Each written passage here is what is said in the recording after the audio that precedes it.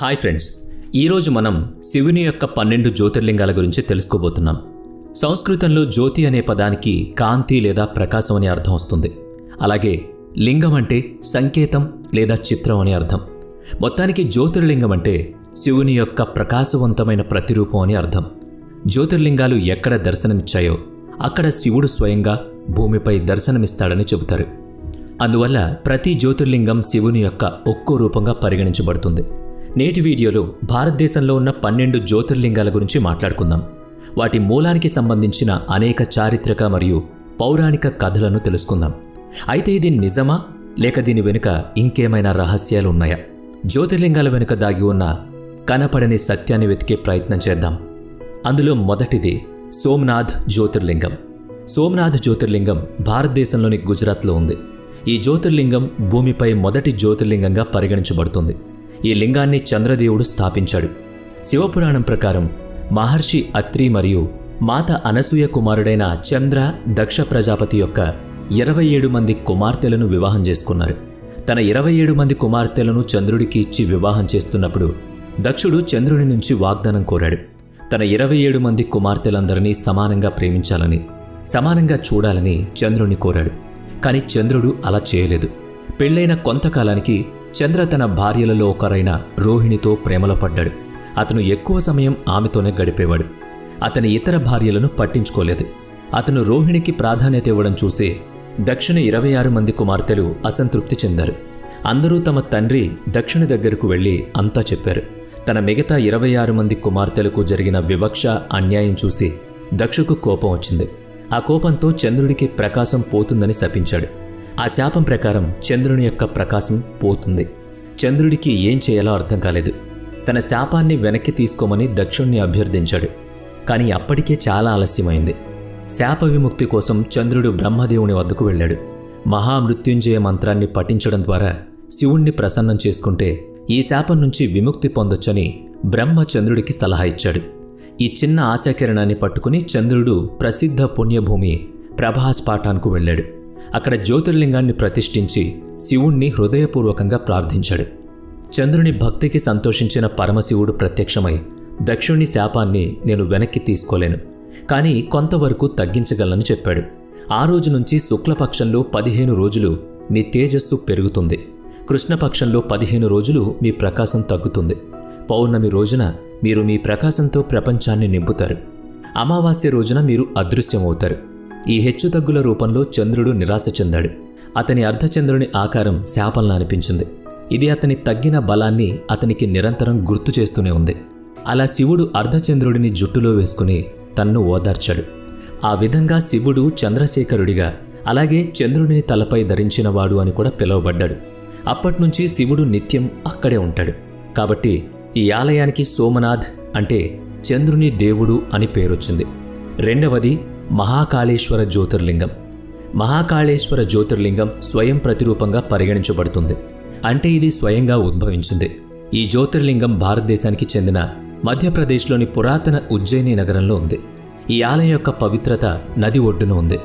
అన్ని పాత నిర్మాణాలు మరియు వాటికి సంబంధించిన కథల వలె మహాకాళేశ్వర జ్యోతిర్లింగం వెనుక కూడా అనేక ఇతిహాసాలున్నాయి. పురాణాల ప్రకారం ఉజ్జయిని నగరాన్ని అంటికి అని పిలుస్తారు. పవిత్ర గ్రంథాలను అధ్యయనం చేయడానికి విద్యార్థులు వెళ్లే ప్రాథమిక నగరాల్లో ఇది కూడా ఒకటి. ఉజ్జయిని రాజు చంద్రసేన్ గొప్ప శివభక్తుడని చెబుతారు. అతడు శివుణ్ణి ప్రార్థిస్తున్నప్పుడు ఒక చిన్న పిల్లాడిలా ప్రార్థించాలనుకున్నాడు. అయితే అందుకు వీలు లేకుండా నగర శివార్లకు పంపించాడు. దాదాపు అదే సమయంలో ఉజ్జయిని ప్రత్యర్థి రాజులు, ప్రధానంగా రాజు రిపుడామన్ మరియు రాజు ఆదిత్య రాజ్యంపై దాడి చేసి దాని ఖజానాను స్వాధీనం చేసుకోవాలని నిర్ణయించుకున్నారు. ఇది విన్న చిన్నపిల్లవాడు శేఖర్ నగరాన్ని రక్షించమని భగవంతుని ప్రార్థించాడు. ఈ వార్త వృద్ధి అనే పూజారికి వద్దకు కూడా వ్యాపించింది. ఇది విని అతను కూడా తన కుమారులతో కలిసి శివుణ్ణి పూజించడానికి ఆ నదీ తీరానికి వెళ్ళాడు. ఇంతలో ప్రత్యర్థి రాజులు ఉజ్జయినిపై దాడి చేశారు. అదృశ్యంగా ఉండమని బ్రహ్మ అనుగ్రహించిన శక్తివంతమైన రాక్షసుడు దూషణ సహాయంతో వాళ్ళు నగరాన్ని దోచుకున్నారు. శివభక్తులందరిపై దాడి చేశారు. తన నిస్సహాయ భక్తుల ప్రార్థనలను విన్న శివుడు తన మహాకాళ రూపంలో ప్రత్యక్షమై రాజు చంద్రసేన్ యొక్క శత్రువులను క్షణంలో నాశనం చేశాడు. తన భక్తులైన శేఖర్ మరియు వృద్ధి యొక్క అభ్యర్థన మేరకు మహాకాల్ ఆ రోజు నుంచి ప్రసిద్ధ ఉజ్జయిని ఆలయంలో ఉన్నాడు. దక్షిణాభిముఖంగా ఉన్న ఏకైక జ్యోతిర్లింగం ఇది. కాబట్టి దీన్ని దక్షిణముఖి అని కూడా అంటారు. ఇక మూడవది మల్లికార్జున జ్యోతిర్లింగం. మల్లికార్జున జ్యోతిర్లింగం భారతదేశంలోని గొప్ప శివాలయాల్లో ఒకటి. దీన్ని దక్షిణ కైలాష్ అని కూడా అంటారు. ఈ పుణ్యక్షేత్రం ఆంధ్రప్రదేశ్లోని కృష్ణానది ఒడ్డున శ్రీశైల పర్వతం మీద ఉంది. అన్ని జ్యోతిర్లింగాల్లో ఇది ప్రత్యేక జ్యోతిర్లింగం. ఇక్కడ శివునితో పాటు పార్వతీదేవి కూడా నెలవై ఉన్నారు. 5 శక్తిపీఠాల్లో మల్లికార్జున జ్యోతిర్లింగం కూడా ఒకటి. సతీదేవి శరీరంలో నుంచి తెగిపడిన భాగాలు భూమిపై పడిన ప్రదేశమే శక్తిపీఠం అని నమ్ముతారు. మల్లికార్జున జ్యోతిర్లింగానికి సంబంధించి అనేక ఇతిహాసాలు ఉన్నాయి.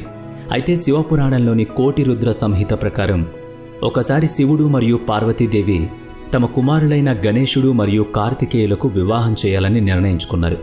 అయితే ముందుగా ఎవరికి వివాహం చేయాలి అన్న దానిపై చర్చ జరిగింది. ఈ లోకాన్ని ప్రదక్షిణ చేసి ఎవరైతే ముందు తిరిగొస్తారో వారికి ముందుగా వివాహం జరుగుతుందని శివుడు సూచించాడు. ఇది విన్న కార్తికేయుడు తన నెమలిపై ఎక్కి భూమికి ప్రదక్షిణ చేయడానికి బయలుదేరాడు. గణేశుడు తన తల్లిదండ్రులకు 7 సార్లు ప్రదక్షిణలు చేసి పోటీలో గెలిచిన తరువాత గణేశుడు రిద్ధి మరియు సిద్ధిదేవిని వివాహం చేసుకున్నాడు. కార్తికేయ దేవుడు తిరిగొచ్చినప్పుడు తనకు జరిగిన అన్యాయంపై కోపంతో ఉన్నాడు. అతను కైలాసాన్ని విడిచిపెట్టి క్రోంచ్ పర్వతంపై నివసించడం మొదలుపెట్టాడు. క్రోంచ్ పర్వతంపై అతను కుమార్ బ్రహ్మచారి అనే పేరును తీసుకున్నాడు. ఈ సంఘటనతో శివుడు పార్వతీదేవి దుఃఖించారు. వాళ్లు క్రోంచ్ పర్వతంపై కార్తికేయుణ్ణి కలవాలని నిర్ణయించుకున్నారు. తల్లిదండ్రులు వస్తున్నారని తెలుసుకున్న కార్తికేయ వేరే ప్రాంతానికి వెళ్ళాడు. పరమశివుడు మరియు పార్వతీదేవి తమ కుమారుని కోసం వేచి ఉన్న ప్రదేశాన్ని శ్రీశైలం అంటారు.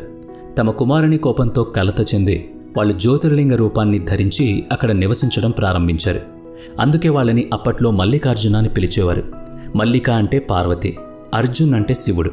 అమావాస్య రోజున పరమశివుడు కార్తికేయుణ్ణి కలవడానికి వస్తాడని, పూర్ణిమ రోజున పార్వతీదేవి దర్శనానికి వస్తుందని చెబుతారు. 4వది ఓంకారేశ్వర జ్యోతిర్లింగం. ఓంకారేశ్వర్ జ్యోతిర్లింగం మధ్యప్రదేశ్లోని కాండ్వా జిల్లాలో నర్మదా నదిపై శివపురి అనే ఓం ఆకారంలో ఉన్న ద్వీపంలో ఉంది. ఓంకారేశ్వరుడు అనే పేరు ఓం శబ్దానికి అధిపతి అని సూచిస్తుంది. పురాణాల ప్రకారం నారద ప్రభావం కారణంగా వింధ్యాచల్ పర్వతాన్ని నియంత్రించే వింధ్య దేవత మేరు పర్వతాలను అసూయ చెందారని చెబుతారు. వింధ్య పరమశివుని ప్రసన్నం చేసుకోవడానికి కఠోర తపస్సు చేసి వరంలా మరింత పెద్దది కావాలని కోరుకుంది. శివుడు ఆమె తపస్సుకు సంతోషించి తన కోరికను తీర్చాడు. కానీ తన పరిమాణం కారణంగా యాత్రికులు ఎటువంటి ఇబ్బందులు ఎదుర్కోకూడదని షరతు విధించాడు. శివుడు కూడా అక్కడ జ్యోతిర్లింగాన్ని స్థాపించాడు. దేవతలు అలాగే ఇతరుల అభ్యర్థన మేరకు శివుడు లింగాన్ని 2 భాగాలుగా విభజించాడు. ఒకటి ఓంకారేశ్వర్ మరియు మరొకటి అమరేశ్వర్ లేదా మమ్లేశ్వర్లో ఉంది. అందుకే భక్తులు మన్ ధాతకు వెళ్ళినప్పుడల్లా ఈ 2 ఆలయాలను సందర్శిస్తారు. 5వది భీమాశంకర్ జ్యోతిర్లింగం. భీమాశంకర్ జ్యోతిర్లింగం మహారాష్ట్రలోని సహ్యాద్రి పర్వత శ్రేణుల కొండలపై పూణే నుంచి 110 కిలోమీటర్ల దూరంలో ఉంది. కృష్ణానదికి అతిపెద్ద ఉపనది అయిన భీమానది పుట్టే ప్రదేశం కూడా అదే. ఈ మరాఠా శైలి దేవాలయం నల్లరాళ్లతో నిర్మించబడింది. ప్రతి ఒక్కరిని గర్భగుడిలోకి ప్రవేశించి జ్యోతిర్లింగాన్ని తాకేందుకు అనుమతిస్తారు. సహ్యాద్రి పర్వత శ్రేణులోని దక్షిణ అరణ్యంలో భీముడు అనే అసురుడు తన తల్లి కరకతితో నివసించేవాడని చెబుతారు. అతను నిజానికి రావణుడి తమ్ముడు కుంభకర్ణుడి కొడుకు. విష్ణువు తన తండ్రిని రాముడి అవతారమెత్తి చంపాడని తెలియగానే ఆగ్రహానికి లోనయ్యాడు. ప్రతీకారం తీర్చుకుంటానని ప్రతిజ్ఞ చేసి బ్రహ్మదేవుణ్ణి ప్రసన్నం చేసుకోవడానికి కఠోర తపస్సు చేశాడు. ప్రతిగా బ్రహ్మ అతనికి అపారమైన శక్తిని అనుగ్రహించాడు. దాన్ని ఉపయోగించి అతను ప్రపంచాన్ని భయపెట్టాడు.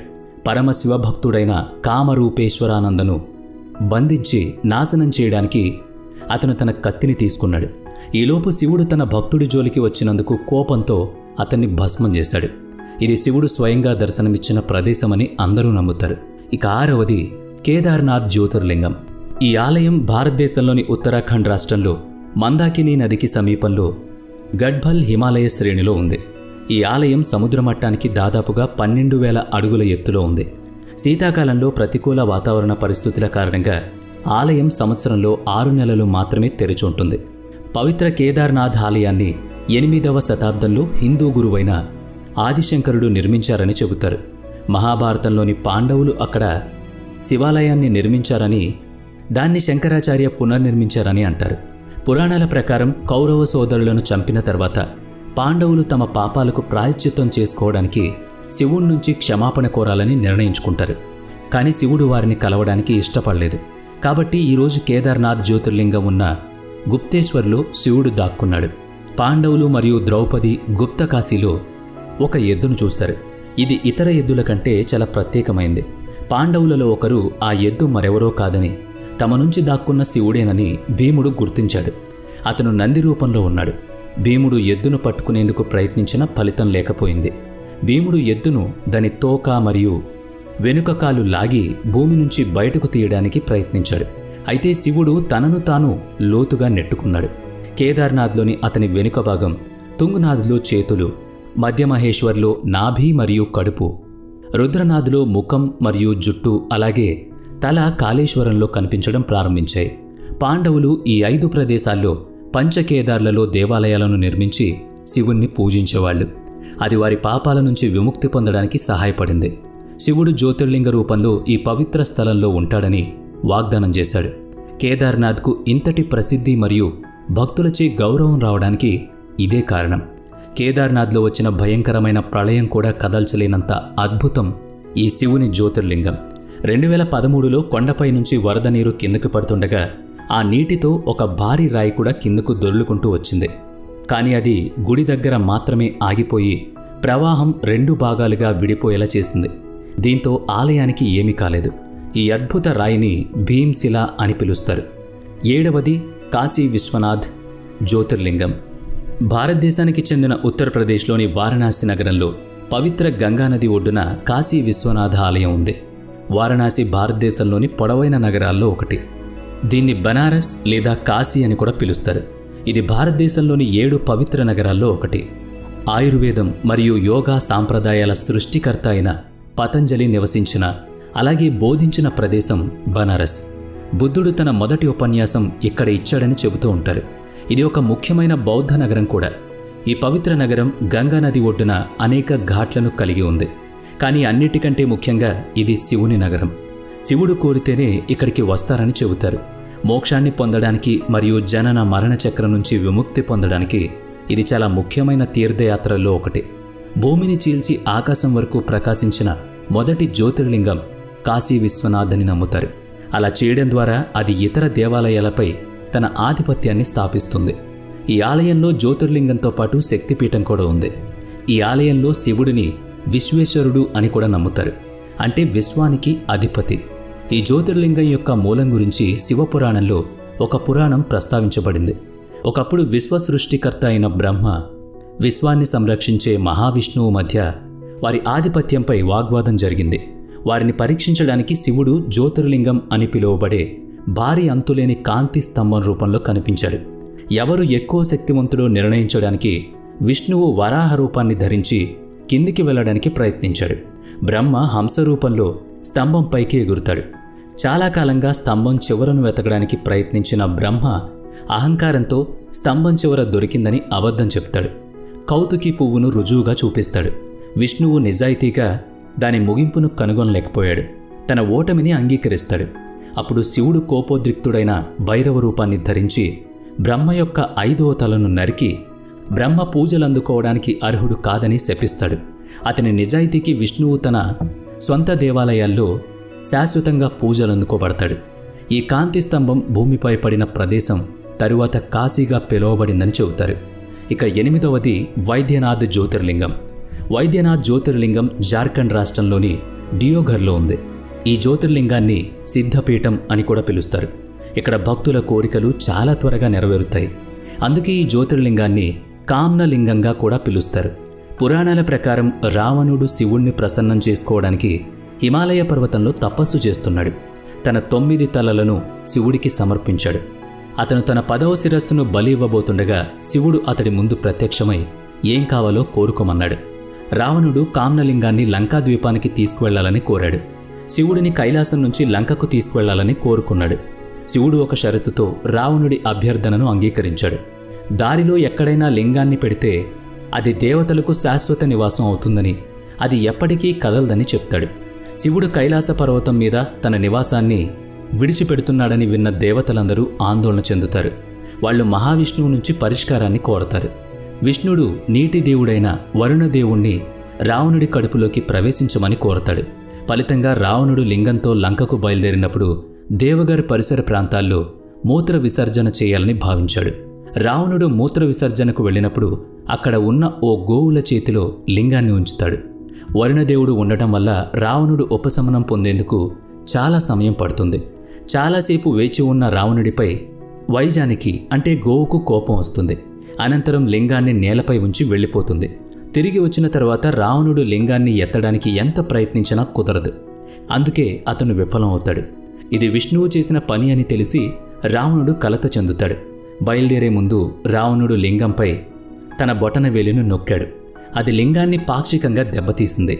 అప్పుడు లింగాన్ని బ్రహ్మ, విష్ణువు మరియు ఇతర దేవతలు పూజించారు. వాళ్ళు వైద్యనాథ్ ఆలయాన్ని నిర్మించారు. అప్పట్నుంచి మహాదేవుడు కామ్నలింగ రూపంలో దేవఘర్లో నివాసముంటున్నాడు. ఇక 9వది త్రయంబకేశ్వర్ జ్యోతిర్లింగం. ఈ జ్యోతిర్లింగం బ్రహ్మగిరి అనే పర్వతం మీద ఉంది. గోదావరి నది ప్రారంభమయ్యే ప్రదేశం ఇదే. ఈ జ్యోతిర్లింగం యొక్క అతిపెద్ద ప్రత్యేకత ఏంటి అంటే ఇక్కడ ఉన్న 3 చిన్న లింగాలు బ్రహ్మ, విష్ణు మరియు శివుని చిహ్నంగా పరిగణించబడతాయి. పురాణాల ప్రకారం బ్రహ్మదేవుడు శివుణ్ణి ప్రసన్నం చేసుకోవడానికి బ్రహ్మగిరి పర్వతంపై తపస్సు చేశాడు. అప్పట్నుంచి ఈ పర్వతాన్ని బ్రహ్మగిరి పర్వతంగా పిలుస్తారు. గౌతమ మహర్షి నివసించే బ్రహ్మగిరి పర్వతం మధ్యలో ఒక ఆశ్రమం ఉండేదని చెబుతారు. ఒకప్పుడు తీవ్ర కరువు కారణంగా మనుషులతో పాటు జంతువులన్నీ అక్కడి నుంచి పారిపోవడం ప్రారంభించాయి. అది చూసిన గౌతమ మహర్షి వరుణదేవుణ్ణి ప్రార్థిస్తాడు. అతని తపస్సుకు సంతోషించిన వరుణదేవుడు అతడికి ఒక చెరువును బహుమతిగా ఇచ్చాడు. అందులో నీరు అంతం కాదు. గౌతమ మహర్షి ఆ నీటిని సమస్త ప్రాణులకు ఇచ్చి సహాయం చేశాడు. ఋషి గౌతముడు అందరి నుంచి చాలా ప్రేమను, ఆప్యాయతను పొందాడు. ఈ కరువు సమయంలో అనేక మంది ఋషులు కూడా అక్కడికే వచ్చేవాళ్ళు. అందువల్ల గౌతమ మహర్షికి చాలా పుణ్యం లభించింది. కానీ వెంటనే ఆశ్రమంలోని ఇతర ఋషులు అతన్ని విడిచిపెట్టారు. వాళ్ళంతా దీనికి అసూయపడ్డారు.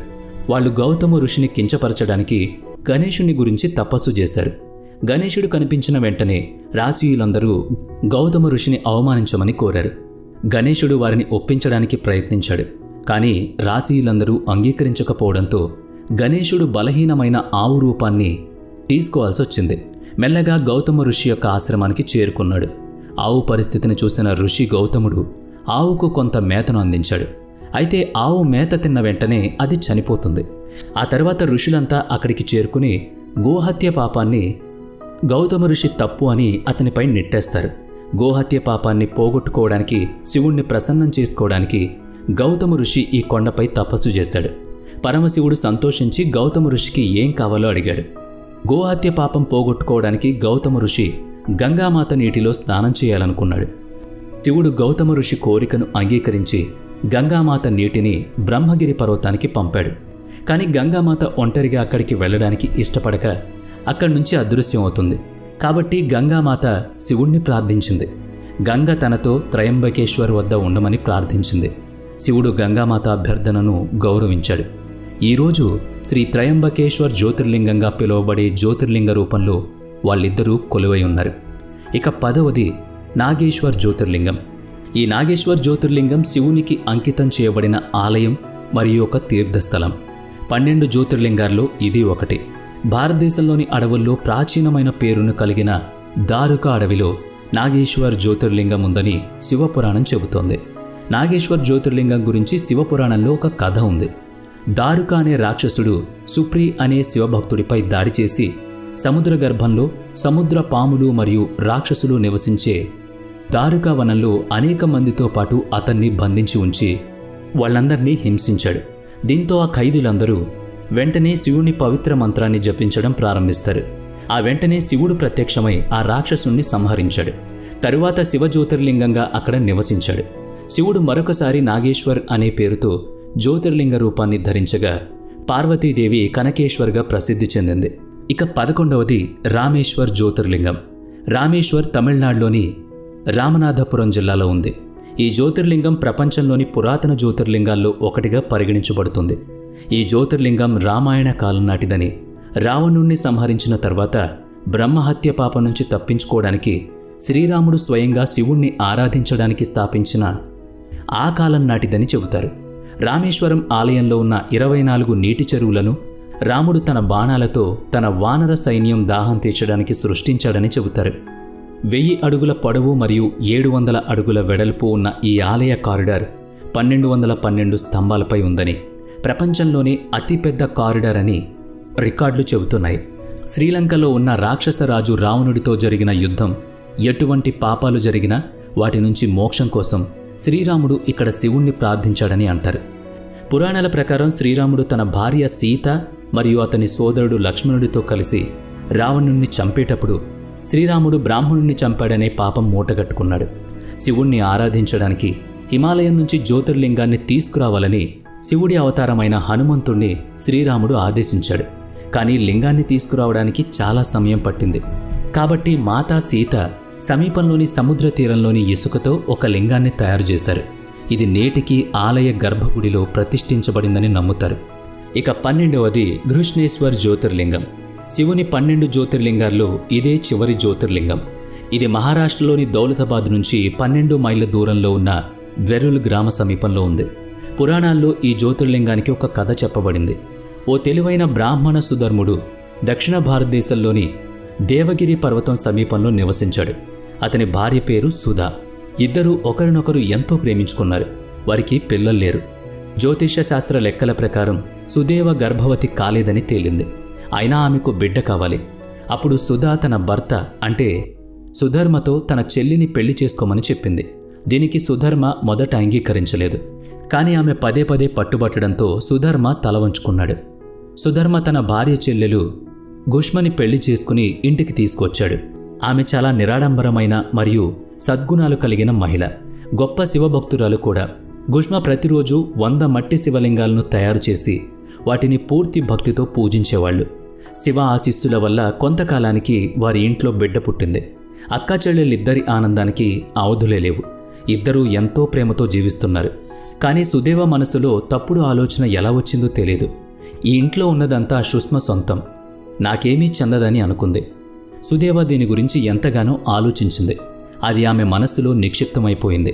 ఆ బిడ్డ తనదేనని అనుకుని ఇలా అన్ని ఆలోచనలతో ఒక రాత్రి నిద్రిస్తున్న సుష్మ చిన్న కొడుకును చంపి అతని మృతదేహాన్ని చెరువులో పడేసింది. ఉదయం కాగానే ఇంటింటా గందరగోళం నెలకొంది. శివపై తన నమ్మకాన్ని వదులుకోలేదు. ప్రతిరోజులాగే ఈరోజు కూడా శివుని పూజ ముగించుకుని మట్టితో చేసిన శివలింగాన్ని నీటిలో కలపడానికి ఆమె చెరువు వద్దకు వెళ్ళినప్పుడు ఆమె కొడుకు చెరువులో నుంచి బయటకు రావడం కనిపించింది. బయటకు వస్తూ ఎప్పటిలాగే గుష్మ పాదాలపై పడ్డాడు.